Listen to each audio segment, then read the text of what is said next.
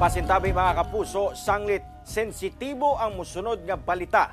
Usa ka 29 anyos nga lalaking pedestrian ang patay human maligsan og bus sa Malaybalay City. Apan sa nakuhang CCTV footage sa otoridad, nakita ang biktima nga daw gituyo ang paghigda tunga sa dalan. Aniya ang akong report. Sa unang lantaw, daw normal lamang nga adlaw sa Sayri Highway, Zone 4, Barangay Kalasungay, Malaybalay City, Bukidnon, ang kuha ni ining CCTV. Di madugay, kita ang usa ka lalaki nga mitabok sa dalan. Nagmalampuson man hinuon kini nga nakatabok. Apan taod-taod, kalit kining mibalik sa tunga sa dalan ug mihigda ra og kalit.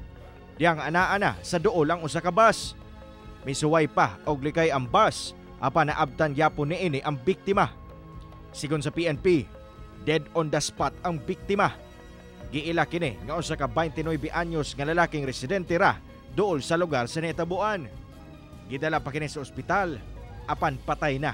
Nagtalon siya sa bus. Eventually sir, kahit anong kabig sa driver kay para di lang sa masagasaan, na kuan talaga ang ulo niya sa kuan sir, sa gulong. Nagulungan talaga tong ulo niya sir. Migawasab nga posibleng adunay depresyon ang biktima sumala sa kabanay niini.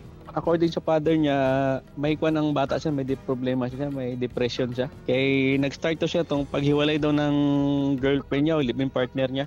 Human ang hitabo, temporaryong gikustudiya sa PNP ang 51 anyos nga driver sa mong bus. Hinoon karong adlaw gibuhian na kini human aduna nay kasabutan sa duha ka partido. Panawagan karon sa PNP ngadto sa publiko nga ugaling adunay banay nga nagpakita na og simptomas sa depresyon, gilayong magpakonsulta sa mga eksperto. Cyril Chavez, 1 Mindanao.